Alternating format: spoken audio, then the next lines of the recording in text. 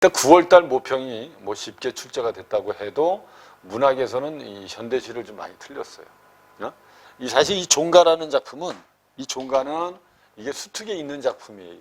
이건 수특에 있는 거고, 이거는 이제 학생들이 처음 보는 낯선 시라고 보시면 돼요. 낯선 시. 너희들은 아마 이 둘 다 낯설다고 느낄 수도 있습니다. 그러니까 시는 선생님이 이렇게 얘기했어요. 시는 내용이 뭐로 되어 있다 그랬죠? 정서, 감정으로 되어 있고요. 그 다음에 태도가 내용이고요. 그 다음에 시의 형식은 뭡니까? 그러면 운율과 이미지다 이렇게 얘기하거든요. 그리고 시는 선생님이 전에 얘기했죠. 무슨 적으로 쓰여 있다고? 시는 구체적, 감각적으로 쓰여 있습니다. 그러니까 시를 실전에서 읽을 때는 결국은 이제 제목을 보고 그 다음에 중심 대상을 찾고 중심 대상에 대한 화자의 감정이나 태도를 찾으면 돼요. 근데 이제 실전에서 읽을 때는 그럼 뭘 중심으로 읽어야 됩니까? 이런 걸 중심으로 하되 구체적인 뭐를 이해하는 게 중요하다. 구체적인 상황을 이해하는 게 중요해요. 이게 실전에서는 이것만 이해하면 돼요, 그냥. 종가라는 시를 읽고 전체적인 상황이 어떻고 거기서 중심 상황이 뭔지 그걸 파악해서 그냥 문제를 풀면 돼요. 근데 혼자 공부할 때는 이렇게 하시면 돼요. 기초가 좀 부족한 학생들은 원래는 이제 공부할 때 수업을 듣고 필기를 좀 하고 내용도 좀 정리하고 그 다음에 이제 그걸 머릿속에 자꾸 이렇게 축적을 해서 내가 기본을 좀 쌓은 다음에 그 다음에 이제 실전 연습을 하는 거예요. 이게 기본이 돼 있는 애들은 대부분 그냥 어느 정도 상황만 파악하고 그냥 문제 풀고 끝내도 돼요. 공부를. 근데 이제 대부분 기초가 부족한 학생들은 이제 수업을 들어서 내용 정리도 좀 하고 개념 정리도 좀 하고 어휘도 좀 쌓고 그리고 이제 구체적인 장면하고 추상적인 의미가 어떻게 연결되는지도 이제 경험을 좀 한 다음에 실전 연습을 해야 된다고. 이게 3학년들 중에서도 이제 이게 등급이 낮은 학생들은 좀 꼼꼼하게 공부하는 게 좋고, 등급이 좋은 학생들은 그냥 뭐 내가 보기엔 실전 읽기 형식으로 그냥 읽고 내용만 파악하고 문제 풀고 그냥 끝내버려도 상관은 없습니다. 근데 지금 이제 3학년 학생들 중에 지금 수능이 가까워졌는데 이게 지금 여러분들 많이 경험하는 게 좋습니까? 아니면 그냥 한 작품을 꼼꼼하게 하는 게 좋습니까? 그러니까 그 기준은 아까 그거예요. 기초가 부족한 학생들은 꼼꼼하게, 그렇지 않은 학생들은 좀 다양하게 경험하는 게 좋아요. 근데 지금 선생님이 그 9월 모평 출제된 거 보면 거의 다 수특이나 수완에서 50%는 나온다고 보셔야 돼요. 50%는 수능이. 그러니까 내가 보기엔 수능 연계교재에 있는 작품만 잘 그 상황을 이해해서 머릿속에 잘 축적만 해도 시험을 잘 볼 수 있어요, 사실은. 근데 지금 수험생들 중에 이거조차 안 하는 애들이 있는 거예요, 이거조차. 이게 연계교재인데도 불구하고 이걸 처음부터 끝까지도 안 푸는 학생들이 있다는 거죠.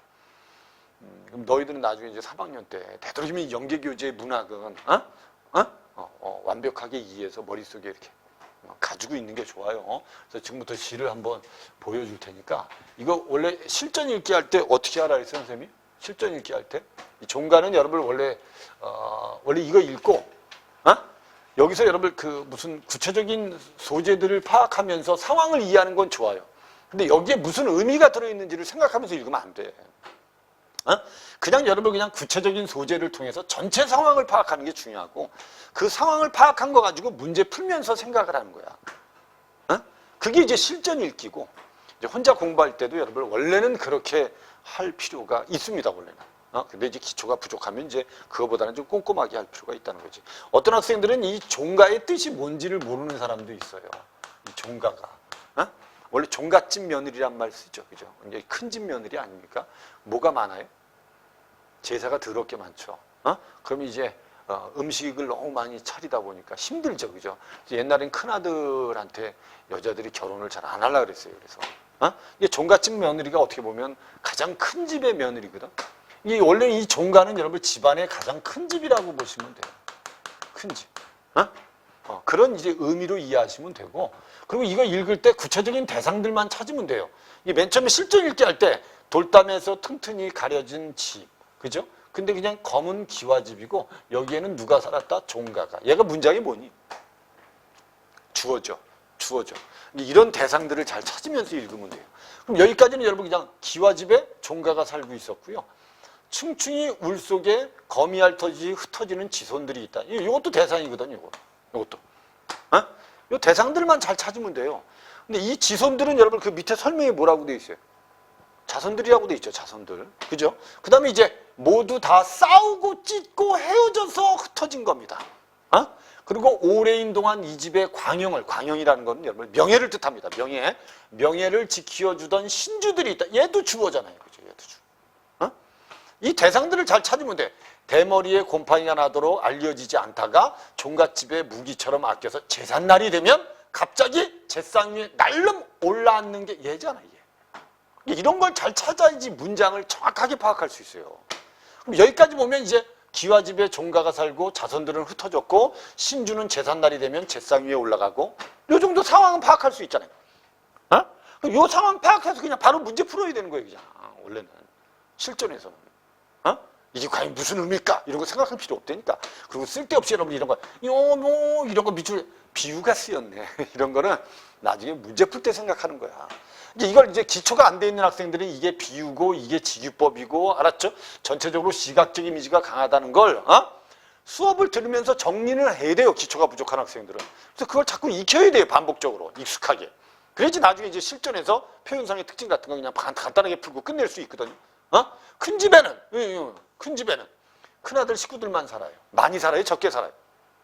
사람들이 적게 사는 거죠. 큰 집인데. 알았죠? 그 다음에 제삿날이 되면 사람들이 모여요? 안 모여요? 많이 모여요. 제삿날이. 원래 우리 명절날 큰 집에 사람들 많이 모이잖아. 알았죠? 그리고 이제 시집 갔다가 쫓겨난 작은 딸도 있고 가부가 된 큰 고모도 있고 이종언니 이종 오빠도 있대. 이건 여러분 제삿날 모이는 사람들 모습 아니야? 이해되죠? 요 정도만 파악하면 됩니다. 그 다음에 한참 쩡쩡 울리던 옛날에는 됐죠? 옛날에는 어땠대요? 옛날에는 오조 할머니 집에서 이게 무슨 뜻인지 몰라도 돼. 동원 뒷밥을 먹었다고 오조 할머니 시아버지 남편도 동네 백성들을 곧잘 잡아다가 모발 굴림을 하고 주리떼를 앵겼다는 건 마을 사람들을 괴롭혔다는 거 아니야. 맞잖아. 그죠? 옛날에는 이 종갓집에서 마을 사람들을 괴롭혔다는 거야. 그런데 결국 지금도 종갓 뒷안에는 아마 달걀 귀신이 융융거릴 거라고 마을 사람들의 풍설이 좀 있고요. 알았죠? 종갓집에 사람들은요, 뭐한 사람들이 재주가 없어요. 단지 종갓집에 영감탱이는 알았죠? 소작인들한테 뭐하는 사람? 고리대금하는 사람이에요. 고리대금이라는 게 돈 빌려주고 비싼 이자 받는 겁니다. 그럼 너희들 생각해 보세요. 이게 여러분 전체적인 분위기가 종가에 대해서 긍정적이지 부정적이죠. 그 느낌만 알면 돼요. 그럼 여러분 단어들에 대한 느낌들을 이미지를 어느 정도는 알 수 있거든. 그거 가지고 문제 풀면서 생각하면 되는 거예요. 실전에서는 이렇게 하시는 거야. 그럼 이거 다 보면 여러분 전체적으로 종가에는 알았죠? 원래 자손들이 있었는데 많이 흩어졌고 제삿날이 되면 신주가 제사상에 올라가고 제삿날이 되면 많은 사람들이 모여요. 옛날에는 동네 사람을 괴롭히기까지 했어요. 알았죠? 근데 그 종가에 사는 영감탱이는 결국은 이제 소작인들한테 고리대금을 하면서 먹고 살고 있다는 건 우리 이렇게 생각합니다. 이렇게. 만약에 양병철이가 대기업 회장이야. 알았죠? 저기 한림동에 큰 집이 하나 있어요. 거긴 담도 엄청 높아. 문도 여러분 딱 하나. 차가 들어갔다 나갔다 하는 문밖에 없어. 아주 폐쇄적이야. 그래서 사람들이 지나가다 보면 야 도대체 여기 누가 살아? 그럼 집을 딱 보는 순간 뭐가 딱 돼요? 압도되죠. 집이 아주 크니까. 근데 그 속에 사는 사람들이 궁금할까? 궁금하지 않을까? 궁금하죠. 근데 실질적으로 그 사람들의 사는 모습 보면 별거 없다는 겁니다. 그거 똑같은 겁니다. 그러니까 지금 시대에도 이런 모습을 가진 사람들이 있다는 거예요, 사실은. 그러니까 이게 여러분 연계교재에 실리는 거야. 현실성이 없으면 절대 연계교재에 실지 않습니다. 무슨 말인지 이해된 거죠? 이렇게 여러분들이 이제 전체적인 상황 파악하고 그 다음에 그 상황을 가지고 나중에 단어들의 이미지를 비교할 정도만 너희들이 되면 실전 문제는 풀 수 있다는 거죠. 이렇게 되려면 여러분들 기초적인 연습을 많이 해야 된다는 거지. 연습을 안 하면 안 돼요. 그래서 가의 맨 앞에 이건 이렇게 보시면 돼. 구체적으로 설명해 줄 테니까 돌담으로 튼튼히 가려진 집이라고 하면 세모 쳐놓고요. 무슨 적이니 그럼? 집이 무슨 적이니? 집이 무슨 적이야? 폐쇄적이죠. 폐쇄적인 집이에요. 그 다음에 검은 지화집으로 돼 있으면 요거는 약간 권위적이라는 소리예요. 어? 우리 여러분 외국 영화들 보면 여러분 큰 성이 있잖아, 성. 어? 높은 성이 있고 거기에 여러분 뾰족뾰족한 집들이 있고, 알았죠? 어? 성탑 같은 거 있고, 그리고 거기 성으로 들어가려면 여러분 다리 하나 건너야 되고 큰 문 하나 있고, 그거 밖에서 딱 보면 뭐하니? 폐쇄적이죠. 맞잖아요, 그죠? 그리고 건물만 딱 봐도 뭐가 보여요? 권위적이죠, 사실. 그게 이제 이거하고 똑같은 거예요. 그리고 여기는 종가가 살고 있다. 이게 중심 대상입니다. 그 다음에 층층이 울속에 거미알 터지듯이 흩어진 20의 자손들이 있는데, 이 자손들이 어떻게 흩어졌냐면 싸우고 찢고 헤어져 나갔다는 건, 알았죠? 이 사람들이 결국 이렇게 흩어진 건 결국은 이 종가가 자손들이 많이 있었는데 싸우고 다 찢고 흩어졌다는 건 점점점 이 종가의 자손들은 결속력이 없어졌다는 뜻입니다. 알았죠? 얘네들한테는 이게 없는 거야, 이제. 이게 없는 거야.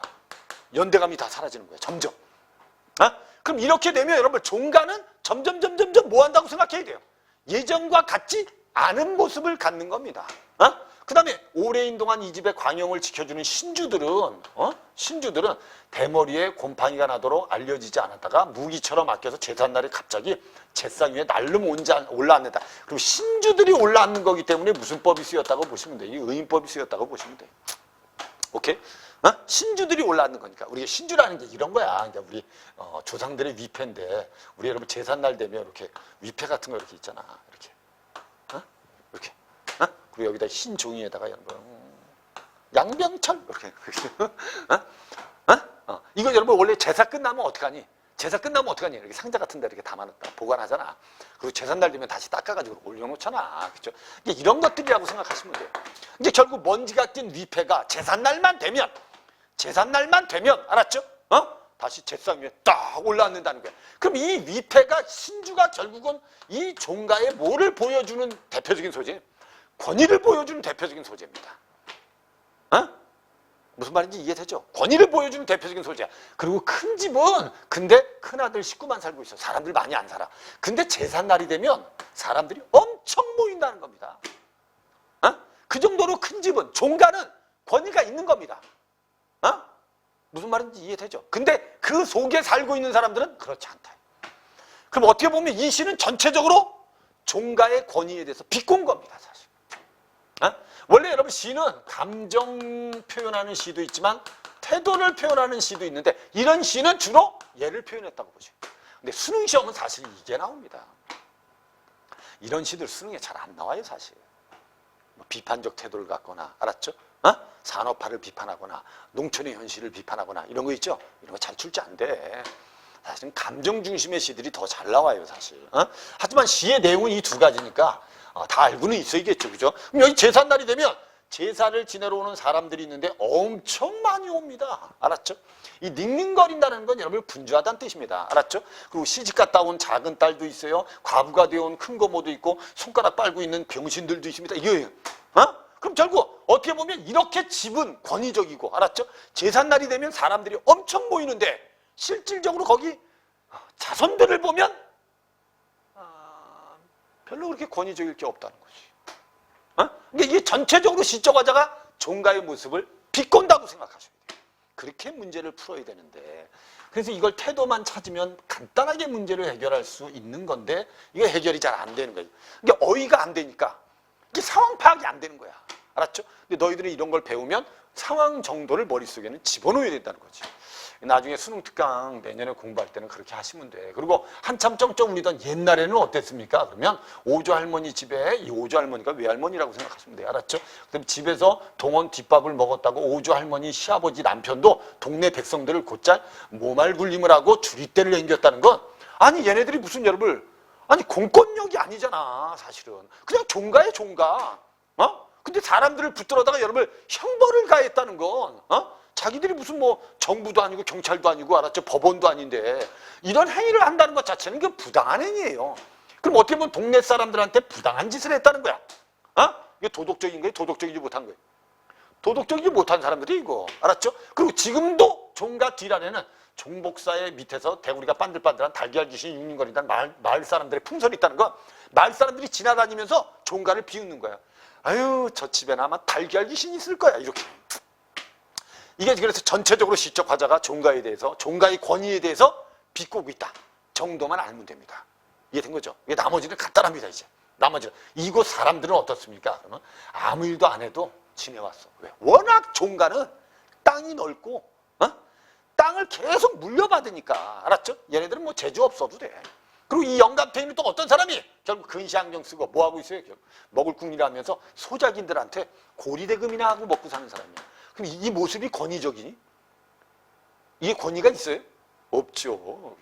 이건 어떻게 보면 이 영감은 종가에 사는 영감이지만 뭐라고 볼 수 있어요? 속물적 인간이라고 봐야 됩니다. 아니 소작인들한테 돈 빌려주고 비싼 이자 받아서 먹고 산다는 것 자체가 요즘 말하면 얘 뭐니? 사채업자지 뭐야 이거. 이해되죠? 근데 종가에 사는 사람들의 모습이 이렇다는 거는 알았죠? 결국 시적 화자가 종가를 비꼬고 있다는 것 정도만 알면 된다는 거지 이게. 그러면 사실 이게 문제가 풀려요. 이해됐죠? 그리고 요걸 이제 너희들이 배웠다. 만약에 나중에 3학년 때 이렇게 시를 배웠으면 요 전체적인 뭐만은 머릿속에 좀 가지고 있어라. 상황을 좀 가지고 있으라는 거지. 이게 어느 정도 공부가 된 학생은 너무 많이 필기하지 말고 너무 많이 외우지 마세요. 근데 기초가 안 돼 있는 학생들은 암기를 좀 해주셔야 돼. 개념도 다시 외우고, 알았죠? 시 배운 것들 정리해서 머릿속에 암기를 차곡차곡 좀 해줘야 돼. 그래야지 나중에 이제 내가 실전 능력이 생기는 거야. 이해된 거지 이건? 이해됐죠? 요건 이제 수능 특강에 있는 거니까.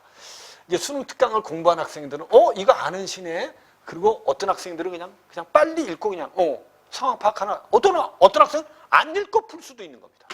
이게 이제 문학에서 시간을 좀 줄일 수 있는 거야. 그런 이제 공부들을 좀 해줘야 될 텐데 이 노래와 이야기는 애초부터 이건 낯선 시입니다. 이거 읽어본 사람 많이 없어 사실. 근데 이게 제목이 뭐니? 노래와 이야기지, 그죠? 그럼 요걸 중심으로 읽으세요. 그럼 여기 뭐라고 돼 있어? 노래는 봐봐. 노래는 심장에, 이야기는 뇌수에 박혀. 이게 무슨 의미인지 몰라도 돼, 알았죠? 근데 여기부터 잘 봐. 처용이 밤늦게, 처용가는 알지? 처용가 들어본 적 있지?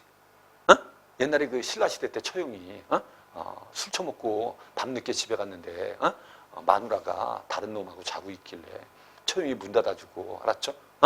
동경 밝은 달에 밤늦도록 놀다가 들어와 자리 보니까 가랑이가 4개다. 둘은 내 건데 둘은 누구 거냐? 뺏긴 걸 어떻게 합니까? 그래서 결국 그 노래 듣고 그 가랑이 2개가 누구라 그랬어? 전염병을 옮기는 신이라 그랬잖아. 그놈이 처용한테 와서 무릎 꿇고 당신의 넓은 마음에 관용에 내가 놀랐습니다. 당신 얼굴이 붙어준 절대 들어가지 않겠습니다. 그래서 전염병 퇴치의 이야기인데, 그럼 요 내용만 봐봐. 처용이 밤늦게 들어와서 노래를 불렀어. 아내를 범한 귀신을 꿇어 엎드리게 했다는 건 노래가 힘이 있었니 없었니? 노래가 힘이 있었어요 없었어요? 있었단 소리야. 노래가 힘이 있었다. 그러니까 원래 이 처용가의 핵심은 이거야. 관용을 가지고 문제를 해결했다가 핵심이야. 뭐라고 그랬어 내가? 관용을 가지고 문제를 해결했다가 처용의 핵심이야. 그러니까 만약에 양병철이가 여자친구가 있는데 길을 가는데 다른 남자하고 아주 너무 다정스럽게 얘기하니까 병철이가 지나가면서 일반적으로 뭐 해야 돼? 너 저 새끼 누구야? 이렇게 지랄해야 되는데, 알았죠? 병철이가 쓱 지나가면서 뭐라고? 야, 잘 어울린다. 이러고 간 거야, 알았죠? 오케이? 그럼 이제 여자친구가 열받겠죠, 그죠? 이래서 이제 문제를 해결했다는 거야. 이제 이게 관용으로 문제를 해결했다가 이 처용가의 이야기인데, 처용은 지금 노래를 불러서 아내를 범한 귀신을 꿇어엎드렸어요. 이 노래가 힘이 있어, 힘. 근데 지금 여기 뭐라고 돼 있죠? 막상 목청은 떼어내고 남은 가사는, 목청은 떼어내고 남은 가사. 얘는 부정적이야, 그럼. 얘가 있으면 좋은데 얘가 없는 가사는 의미가 없는 거야. 이 목청이 뭐겠어요? 그럼 목청이. 이 목청은 이게 돼야 돼. 노래하고 같은 이미지야. 알았죠? 근데 결국 노래가 없는 가사는 베개에 떨어뜨린 머리카락 하나도 건드리지 못한다는 거. 뭐를 잃어버렸어요? 옛날에 처용이 부른 노래는 힘이 있었는데 노래가 빠진 가사는 힘이 없다는 겁니다. 그럼 이 사람은 이 사람은 노래가 있어야 된다는 거예요? 없어야 된다는 거예요? 음악이 있어야 된다는 거예요? 없어야 된다는 거예요? 있어야 된다는 거예요, 음악이. 알았죠? 요게 이제 부정적이고, 얘는 분명히 대조적이다. 알았죠? 얘하고 얘가 대조적이다. 이건 느낄 수 있다니까. 알았죠? 그래서 밑에, 하지만 처형의 이야기는 살아남아서 새로운 노래와 풍속을 유전할 것. 얘는 힘이 있어 없어? 이야기는 아직도 힘이 있어. 근데 옛날에 처형이 불렀던 노래는 목청이 빠져서 힘이 없어졌어. 그러면 노래가 가사가 다시 힘을 가지려면 뭐가 들어가야 돼? 목청이 들어가야 돼. 문맥만 파악하면 이런 내용이에요. 그리고 새로운 노래와 풍속을 짓고 유전할. 정간보는 뭐죠? 악보죠. 오선지도 뭐죠? 악보죠. 그럼 이렇게 바뀌었다는 건 시대가 바뀐 거고요. 알았죠? 이제 아무도 시집에 악보를 달지 않는다. 시집에 악보를 달지 않는다는 건 시집이 뭐가 없는 겁니다. 시집이 노래가 아닌 거야, 얘들아. 뭐라고? 시집이 노래가 아닌 거야. 그럼 이렇게 노래가 아니면 지금 시집은 뭐가 없는 거지? 얘가 없는 거야. 힘이 없는 거야. 이해된 거죠? 여기까지 내용은 이거야. 그래서 노래는 심장, 이야기는 뇌수. 처용은 노래 불러서 문제를 해결했거든. 근데 지금은 그 목청이 빠져서 가사만 남아가지고 힘이 없어. 근데 처용의 이야기는 아직도 힘이 있어. 알았죠? 그리고 시대가 바뀌었는데 지금 시집들은 악보가 없어. 악보가. 쉽게 말하면 목청이 없는 거야. 그러니까 우리가 이미지를 딱 비교하면 얘하고 얘가 같은 이미지라는 걸 알 수 있다는 거죠. 이렇게 내용 이해만 하면. 알았죠? 그래서 악보가 없는 시집들이 많아 지금은. 그러니까 이 사람은 뭐가 있었으면 좋겠어? 시집에 악보가 있으면 좋겠죠. 그래서 이렇게 써놓은 거야. 노래하고 싶은 시인은 이렇게. 노래하고 싶은 시인은 말 속에 은밀히 심장의 박동을 넣고 싶어요. 심장의 박동이 뭐겠어요, 이게? 이게 이거하고 똑같은 말이야. 악보. 이렇게 써놔. 목청. 얘하고 같은 의미. 노래하고 싶은 시인들은 말 속에 이런 심장의 박동을 골라놓고 있어요. 무슨 말인지 이해했죠? 음악을 집어넣고 있는 거야. 시에다 음악을 집어넣고 있는 거야. 그러나 여기에 중요해. 내 격정의 상처는 노래에 쉽게 덧난다는 건 노래 때문에 상처가 더 커진다는 거거든. 노래 때문에 상처가 더 커진다는 거야. 알았죠? 그럼 노래에 음악을 담았어. 쉽게 말하면 가사, 시에 음악을 담았어. 알았죠? 그랬더니 그 음악이, 그 노래가 나의 상처를 더 키운다는 겁니다. 도대체 무슨 소리입니까? 그래서 그걸 다스리는 처방은 이야기밖에 없대요. 그럼 이 시는 이겁니다. 이 시는 이거야. 만약에 노래가 있는데 이 노래에 목청이 빠져. 목청이 빠져서 가사만 남으면 이건 얘는 뭐가 없어? 얘는 힘이 없어. 알았죠? 그래서 요즘 노래하고 싶은 시인들은 요 가사에다가 뭐를 집어넣고 싶대? 노래하고 싶은 시인들은 음악을 집어넣고 싶어. 근데 이 음악을 집어넣은 게 이 노래가, 알았죠? 나의 상처를 치유하는 게 아니고 더 키워. 근데 이 상처를 치료할 수 있는 건 얘밖에 없다. 얘밖에. 내용은 이 내용입니다, 지금. 있는 그대로 하면. 그러니까 문맥만 잘 파악하면 요 정도는 이해할 수 있다는 거예요. 요 정도는. 그래서 마지막에 이야기로 하필 시를 쓰며 뇌수와 심장이 긴밀하게 결합되길 바라. 이 사람이 바라는 건 얘하고 얘가 결합되길 바라는 거예요. 그럼 우리는 요걸 이해할 수, 요거 봐봐. 요걸 유추하면 요 뇌수가 이야기인데 얘를 이렇게 이해할 수 있어. 이렇게 써놓으세요. 이성이라고. 얘를 심장은 요건 노래인데 노래는 요렇게 이해할 수 있어요. 뭐로? 이해되지? 그럼 이 사람이 원하는 건, 얘들아, 이 사람이 원하는 건 얘하고 얘가 조화되길 바라는 거야. 이성과 감정이 조화되길 바라는 거야. 요런 내용이 원래는 이 시가. 오케이? 그럼 요거를 앞부분을 우리가 다시 이런 의미로 정리하면 이거야. 노래는 심장이야. 노래는 감정적이야. 이야기는 이성적이야. 알았죠? 옛날에 처형의 노래는 힘이 있었어. 근데 지금은 목청이 빠지고 가사만 나가기 때문에 힘이 없어. 노래가 아니야, 지금은. 알았죠? 근데 이야기는 지금도 전해서 힘이 있어. 지금 시대가 바뀌었는데, 알았죠? 시집에는 뭐가? 악보가 빠져서 노래가 안 돼. 힘이 없어. 알았죠? 그러니까 노래에는, 시집에는 뭐가 들어가는 게 맞아. 목청, 악보, 음악이 들어가야 돼. 그래야지 힘이 생겨. 근데 너무 많이 집어넣으면 너무 감상적이 돼. 오케이? 시집에 음악을 너무 많이 집어넣으면 너무 감상적이 돼. 그래서 사람들의 상처를 치유하는 게 아니고 상처를 더 키울 수도 있어. 오케이? 병철이가 누군가하고 헤어져서 슬퍼 죽겠는데, 알았죠? 길을 가다가 음악을 딱 들었는데 음악이 눈물 뚝뚝 병신을 만들 수도 있다는 거지. 이럴 때 치유하는 방법은 이성이라는 거야. 그래서 그래서 이 사람이 감정과 이성이 좀 조화되길 바란다. 시에서 시가 너무 감정적으로 흘러가지 말고, 알았죠? 이성과 감정이 조화됐으면 좋겠다가 이 시의 핵심입니다. 이해됐죠? 그러면 이 사람은 여러분 결국 뭘 쓴 거니? 시가 이렇게 쓰였으면 좋겠다라는 시에 대한 자기 관점을 써놓은 거예요. 이해된 거죠? 시에 대한 자기 관점을 써놓은 거라고. 시가 뭐하고 뭐가 조화됐으면 좋겠다. 감정과 이성이 조화됐으면 좋겠다. 그 정도의 내용입니다. 이렇게 이해하고, 원래는 실전에서는 선생님이 지금 이렇게 읽는 것처럼 읽을 수 없어. 실전에서는 여러분 어떻게? 이 주어들만 잘, 너희들이 대상들만 잘 파악해서, 알았죠? 이 대상들만 잘 파악해서 너희들이 이것들이 전체적인 상황이 어떤 상황이고, 그래서 이 대상들이 어떤 이미지인지, 긍정적인지 부정적인 이미지인지를 파악한 다음에 바로 문제 푸는 게 좋아. 그리고 실력이 되는 사람들은 그냥 이 정도의 시를 꼼꼼하게 다 분석해서 외우지 말고, 알았죠? 이 정도의 시가 있다 정도만 머릿속에 알아두면 된다. 응? 그럼 이게 문제 풀면 1번 문제는 이게 진짜 많이 틀렸어요. 학생들이 의외로. 연계 교재에 있는 건데도 불구하고 봐봐. 이 집의 자손들이 거미 알 터지듯이 흩어졌는데, 야 봐봐. 이 지손들이 흩어질 때 어떻게 흩어졌니? 문맥에 싸우고 찢고 헤어졌다고 돼 있어요. 알았죠? 무슨 말이지? 좋지 않게 헤어진 겁니다, 다. 그러면 종가의 이게 번성입니까? 아니죠. 이게 번성이라고 볼 수 없어요. 그리고 여기에 자부심이 있습니까? 이 말도 안 돼. 야, 봐봐. 야, 이게 되려면, 야, 봐. 양병철이의 집안 사람들이 능력이 좋아서 여기저기 가서 아주 중요한 역할을 하는 사람들이 많다. 그리고 대부분 여러분 친척들, 명절날 친척들 모이면 그러죠. 우리 집안에 누가, 장관이야. 우리 집에 누구는 어디 가서 시장하고 있어.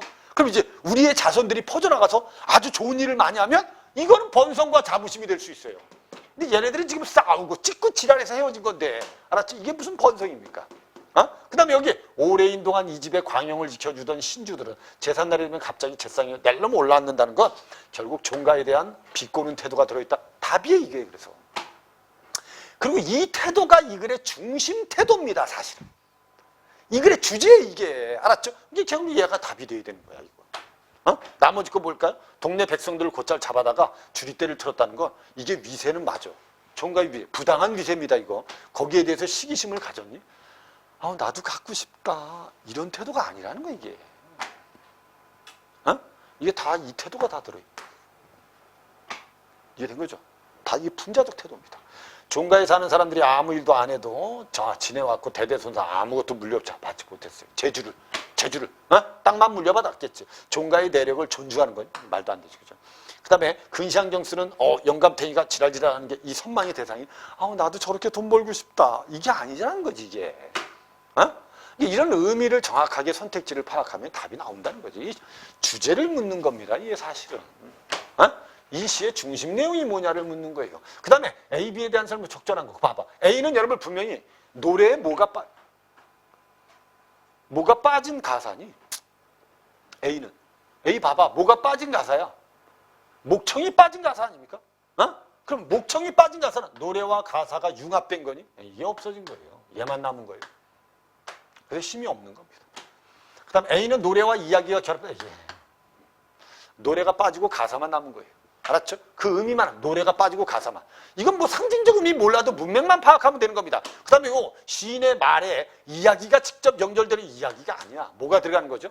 시인의 말에 음악이 들어가는 거예요, 음악이. 알았죠? 악보가 들어가는 상황이지, 이야기가 들어가는 상황이 아닙니다. 근데 이건 맞잖아요. B는 노래의 성격이 약화된 말에, 알았죠? 노래가 주는 감동을 불어넣은 거. 맞잖아. 음악을 집어넣은 거예요, 여기다. 알았죠? 이 답이 이거밖에 없다는 거지. 그 다음 요거는 A는 이야기의 도입이 지닌 한계를, A는 이야기의 한계를 쓴 게 아니고 가사의 한계를 쓴 겁니다. 이해됐죠? 그러니까 이게 틀렸다는 거지. B는 뭘 쓴 거야? 노래의 회복이 지닌 의의를, 여기까지는 없다는 거지. 그냥 노래의 회복을 보여준 거지. 알았죠? 그것의 가치를 쓴 건 아니다. 이게 답이 이제 4번으로 이렇게 가면 된다는 거지. 그 다음에 이제 30번 문제를 보면 여기도 이제 오답률이 있는데 가는 쩡쩡 울리던 옛날과 달걀 귀신이 융융거린다는 마을의 풍설을 통해서 종가의 인상을 감각적으로 표현했다. 이거 여러분 청각적 아닙니까 이거? 맞잖아요. 그죠? 청각적이죠. 그 다음에 돌담에 튼튼히 가려놓은 집이라는 검은 기와집이라는 건 종가의 분위기를 전체적으로 나타내는 폐쇄적이다. 알았죠? 그 다음에 그러나 라는 시상 전환의 표지를 활용해서 노래만으로는 화자가 바라는 시의 창작이 어렵다는 점을 부각하고 있다. 이 정도는 여러분들이 분명히 파악할 수 있는 거예요. 문맥만 봐도. 그 다음에 처용이 부른 노래와 처용에 대한 이야기의 성격을 비교하고 있다. 처용이 부른 노래는 옛날에 가치가 있었는데 지금 가치가 떨어졌고 지금 처용의 이야기는 계속 전하고 있다는 거죠. 힘을 가지고 있다는 거예요. 이야기는 힘을 가지고 있다. 근데 밑에 지금도를 통해서 종가의 불변성. 지금도 예전이나 지금이나 똑같은 거예요. 근데 이제 뒤에가 뭐라고 돼 있냐 이거지. 이제 뒤에 뭐라고 돼 있어요? 이제 아무도 시집에 악보를 그리지 않습니다. 그러면 시가 연속성을 가지고 있는 걸 나타낸 거예요? 아니죠. 시의 한계를 나타낸 겁니다. 시에 노래를 악보를 집어넣지 않는다는 건 노래의 의미가 없어진 거예요. 그냥. 이해된 거죠? 그러면 요즘 시는 감성도 없다야. 이게 선생님이 얘기한 대로 요즘 시는 감성도 없다야. 근데 감성을 집어넣는데 너무 많이 집어넣으면 알았죠? 사람들 병신 만든다는 거야. 그러니까 이성이 좀 필요하다는 거야. 뭐 이런 시들이 뭐 수능 시험에 나오기야 하겠어요. 이해된 거죠 이제? 그럼 답은 이제 뭐가 되는 게 5번이 답이 되는 게 맞다. 이렇게 풀어주면 되고 알았죠? 마지막 거는 요 가를 보면 이 보기도 여러분 잘 읽어야 돼. 여기 보면 가의 화자는 종가의 상황을 구체적으로 서술하면 종가와 연관된 사람들의 상처 있었죠. 이러한 종가의 이야기가 현재 상황과 연결돼서 현재 시를 써서 생동감을 있게 표현. 그렇죠. 나의 화자는요. 시가 노래의 성격을 되찾아야 할 뿐만 아니라 그 다음에 감정의 과잉도 막아야 돼요. 그럼 이 감정의 과잉을 막을 수 있는 건 뭡니까? 이야기죠. 이성입니다. 그래서 오히려 깊어가는 이 노래의 한계를 극복하기 위해서 이야기가 요구된다를 강조해요. 이해되죠 이제? 이해되죠? 그 다음에 가의 종가에 대한 화자의 경험을 이야기한 산문 형식의 시이고 얘는 시다. 이게 다예요. 그럼 이걸 가지고 감상을 하면 1번 문제에 보면 가는 잘 봐. 종가의 구성원들의 행동을 현재 시제로 표현해서 생동감이 있네. 그래서 결국 종가의 이야기를 현실과 연결시켰다. 동네 백성들, 백성들 받은 상처를 보여주죠. 종가의 부정적인 측면이 나타났다. 그 다음에 이제 상처가 노래에 쉽게 덧나는 건 결국 이 시에서 노래의 성격이 분리됐기 때문이야. 너무 많이 들어갔기 때문이야. 너무 노래가 많이 들어갔기 때문에 상처가 덧나는 거지. 노래하고 시가 분리됐기 때문에 이런 결과가 나오지는 않는다는 거지. 그럼 우리가 이 단어 중에 잘못된 단어가 이 단어가 잘못됐구나. 이렇게 알 수 있는 거예요. 아까 우리 분명히 여러분 보기에서도 뭐 있었죠? 감정의 과잉이라는 거 있었죠. 그죠? 오케이? 감정의 과잉. 근데 여기서도 여러분 이게 뭐의 과잉이라고 보시면 돼? 감정의 과잉이라고 보시면 되는 거예요. 이게 3번이 답이 되는 게 맞다는 거죠. 그래서 밑에 뇌수, 심장의 결합을 희망하는 건 결국 이야기가 필요하다는 뜻이고 종가에 얽힌 경험과 상처에 대한 이야기를 나는 시 창작에 대한 이야기를 쓰고 있다. 이게 맞는 말입니다. 이렇게 풀어줘야 된다는 겁니다. 문제를. 그러니까 선생님은 봐봐. 이게 선생님 3학년들한테 꼭 시를 너무 많이 공부하지 마세요. 그럴 시간이 있으면 비문학을 더 하세요. 이렇게 많이 얘기해 선생님이. 근데 문학이 약한 사람들은 해야지 당연히. 당연히 해야지. 그러니까 선생님은 초반에 내가 만약에 문학의 기본을 쌓기 위해서는 배우는 작품들을 꼼꼼하게 분석하고 특징을 정리해서 머릿속에 축적하는 건 중요한 거예요. 근데 이게 어느 정도 단계가 딱 되면 그때부터 너무 많이 필기하거나 정리하지 말고 그냥 내가 상황 파악해서 문제 풀면서 생각하고 알았죠? 정답을 찾아내는 연습을 하란 말이야. 근데 지금 3학년들 중에 선생님이 안타까운 게 너무 과하게 문학 공부를 하는 애들이 있어요. 노트에다 정리하고 그거 들고 다니면서 외우고 알았죠? 이거는 내가 보기에는 기본이 완성된 학생들은 할 필요가 없다는 거야. 그러니까 너희들이 학교에서 문학도 배웠고 이제 독서도 배우고 이 기본을 좀 2학년 때까지 좀 쌓아놓고 3학년 때 가서는 실전 읽기 연습을 좀 할 필요가 있다는 거지. 지금 아이들이 선생님이 좀 안타까운 건 아니 기본이 돼 있는데도 문학 공부하고 비문학은 읽으면 어려우니까 싫으니까 안 하고 이렇게 결국 공부가 균형이 안 잡히는 거예요. 그러니까 너희들 여기 지금 이미 어느 정도 실력을 갖춘 사람들은 알았죠? 선생님 부탁인데 시 공부 많이 하지 말고 요번에 이제 학교 시험 끝나고 중간고사 끝나고 하면 그 틈틈이 비문학을 많이 경험하세요. 제발. 그래야지 3학년 때 좋은 성적을 받을 수 있어. 지금 3학년들 여러분 9월 모의고사 끝나고 나서 최저 맞춘 학생들은 그래도 안심하고 원서를 쓸 수 있지만 못 맞춘 학생들은 불안할 거 아니야. 그리고 또 맞췄더라도 학생들 뭐라 그래요? 대부분 수능 시험 때 실수해서 점수가 안 나오면 어떻게 해요? 이런 불안감은 다 있는 거라는 거지.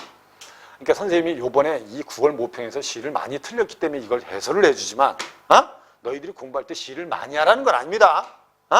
지금 선생님이 얘기한 것처럼 공부하고 읽으면 되는 겁니다. 이해되셨죠? 오케이.